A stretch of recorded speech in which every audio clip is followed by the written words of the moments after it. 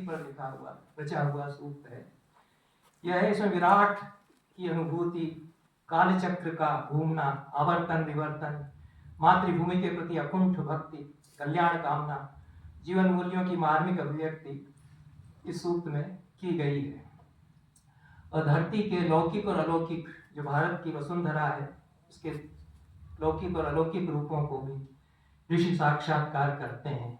इसके कुछ मंत्रों के अनुवाद में जो मैंने किए हैं, जैसा मुझसे बना, वेद मेरा विषय वैसे नहीं है, वो नहीं है, अच्छा है, क्योंकि वैसा अनुवाद जो वेद के प्रकांड पंडित थे वो नहीं करते।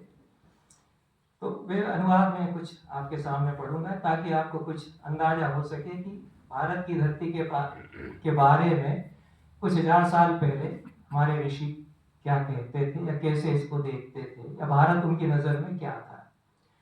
इस धरती को धारे रहते हैं सत्य महान ऋत निष्ठामय, दीक्षा तप ज्ञान और यज्ञ, भूत भविष्य की साधक, यह महिमामय धरती एक बड़ा संसार हम सबके लिए रच दे। कितनी निर्बाध है धरती की यह गोद, ऊंची नीची समतल, कितनी ओशनियां तरह तरह के प्रभाव वाली, यह करती है धारण।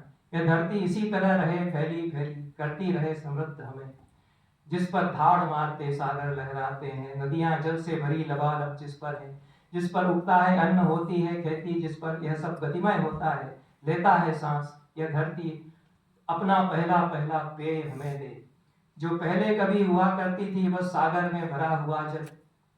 इसके आधार पर साइंस वगैरह निकालते हैं लोग कि पानी था, उससे फिर अर्थ निकली इत्यादि।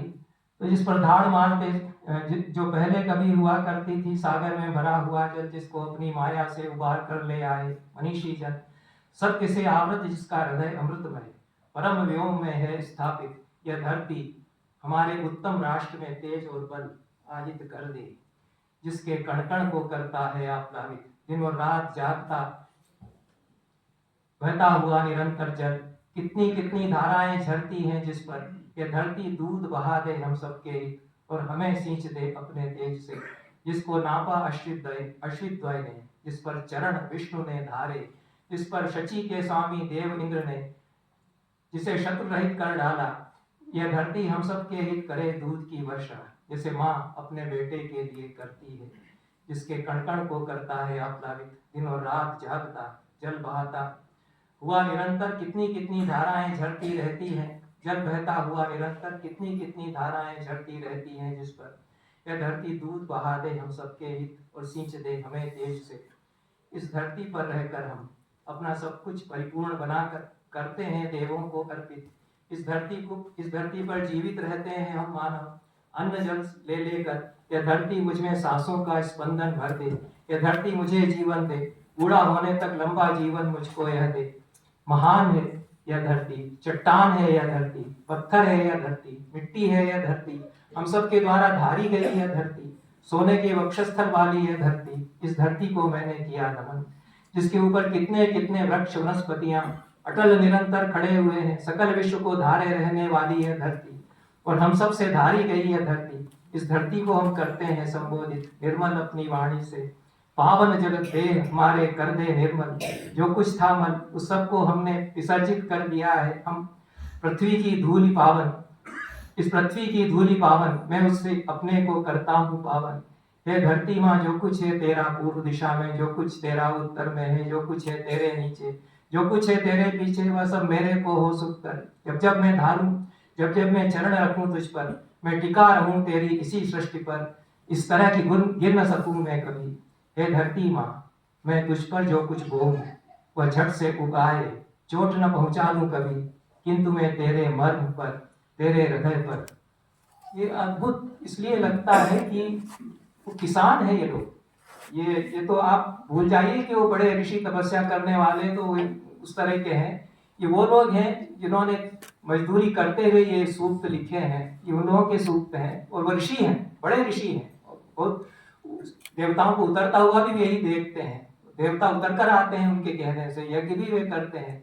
लेकिन ये खेत में जब चला रहा है तो उसको लगता है कि ऐसा ना हो कि कहीं धरती माँ का हृदय यहाँ है, उसको मैं चोट तो नहीं पहुंचा रहा हूँ। ये जो अनुभव है ये हमसे छूट गया, ये हमको हास्यास्पद लगेगा। मैं किसी लड़के, किसी कॉन्वेंट के बच्चे को या नौजवान को जो गूगल सर्च करता है उसको बताऊं कि इसमें ये कहा गया है, जो मुझे बिल्कुल भाव विभोर करता है कि अनुभूति है वो सच्ची अनुभूति है जो कि हुआ करती थी। तो वो तो हमसे वो भारत जिसमें अनुभूतियां थी वो तो छीन लिया गया है। अब हम उसको बताते भी हम कहते हैं कि ये व्हाट रबिश, ये क्या बात है कि हम कुदाली से खोद रहे हैं तो कहीं धरती माँ के दिल को चोट तो हम नहीं पहुंचा रहे हैं। लेकिन यही सच्चा भारत है जिसमें अनुभव हमको हुआ करता था, क्योंकि हम कण कण में जीवन का स्पंदन समझते थे और किसको हम कितनी क्षति पहुंचा रहे हैं अपने किससे, अपने अपने पैर रखने से, यह हमको अनुभव हुआ करता था। तो ये माते मर्म विमग्वरी माते हृदय मर्पिपम, यह उसमें कहा गया है। अनुवाद तो जैसा मुझसे हो सका, बाकी सब ये पूरा काल चक्र का आवर्तन विवर्तन फिलॉसफी पूरी है, ऐसा नहीं है। ऋतुएं आती हैं जाती हैं इस धरती पर, आता है ग्रीष्म तुझ पर आती है, वर्षा तुझ पर आती रहे, शरद और शिशिर, फिर वसंत आता है, आती रहे ऋतुएं तुझ पर हर वर्ष, साथ इनके दिन और रात आते रहे और करते रहे हमारे ऊपर मधु की वर्षा। जिस स्थिर धरती पर हम सब नश्वर भर उमंग में गाते और नाचा करते हैं, यस्याम गायन्ति नृत्यन्ति भूम्या मर्त्या वैलवा, कि उनकी आनंद की उमंग की कविताएं भी हैं और धरती पर जो कुछ विस्मयजनक भी है, आनंदमय है, उस सब का निरूपण वे करते हैं। वो उनका जो जीवन है वह है। और ऊंचे स्वर में आलाप उठाकर जिस पर हमने युद्ध किए, जिस पर हम चीखे चिल्लाए, जिस पर धुंधुमी का नाद हुआ, वह भूमि हमारे शत्रुजनों का उच्छेद करे, वह अप्रतिद्वंदी हम सबको कर दे, जिस पर उगता है अन्न धान, जिस पर 5 कुटुंबों वाले हम मानव। ये सब कॉन्सेप्ट्स हैं, कल्चरल कॉन्सेप्ट्स हैं। पंचकृष्टि, वो 5 जनों का कॉन्सेप्ट आता है, उसे पंचायती राज का कॉन्सेप्ट आता है। उनके संग बड़े पर्जन्य की पत्नी इस धरती को, वर्षा में हो रही प्रफुल्लित इस धरती को हम करते हैं नमन, जिस पर हमने देवों के निमित्त से नगर बसाए, जिसके खेतों को हमने सींचा अपने श्रम से, वही यह विश्व गर्भा धरा है, प्रजापति इसके कण कण को रमणीय कर दे हम सबके लिए। थोड़ा सा ही हो, सबके नहीं पढ़ रहा हूं मैं। और एक और बहुत ही मैं बार बार उसको उद्धृत करता हूं, वो मंत्र जो है, जन्म विवृति बहुधा विवाचसम नाना धर्माणम पृथ्वी यथोकसम, भिन्न भिन्न भाषाओं वाले, भिन्न भिन्न धर्मों वाले, भिन्न भिन्न भाषाएं बोलने वाले, भिन्न भिन्न धर्म मानने वाले लोगों को धारे रहती है यह धरती, कई कई जनों को कई कई तरह से, जैसे एक घर में कुटुंब रहता हो। स्थिर गैया सी जो कभी न बिदका करती है, वह धरती धन की सहस्र धाराएं हमें डुबा दे। सारी जो इमेजरी गायें हैं, बाड़ा है, ये सब आता है क्योंकि जीवन वही है, उसी को जी रहे हैं। लेकिन अध्यात्म है, अध्यात्म की सारी ऊंचाइयां भी हैं। लेकिन ये जो है, ये इसको मैं बार बार इसलिए अपने भाषणों में दोहराता हूँ कि भारत हमेशा विविधताओं का देश रहा है। भारत के भीतर कई भारत रहे हैं।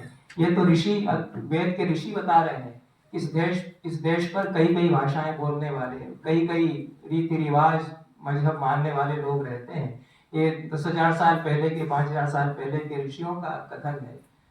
तो ये तो भूल जाइए कि भारत जो है उसको एक सत्तात्मक कभी उसका रूप रहा है, हमेशा ऐसा ही रहा है। कई भाषाएं, कई संस्कृतियां, कई परंपराएं इस भारत में रही है, इसलिए भारत के भीतर कई भारत है।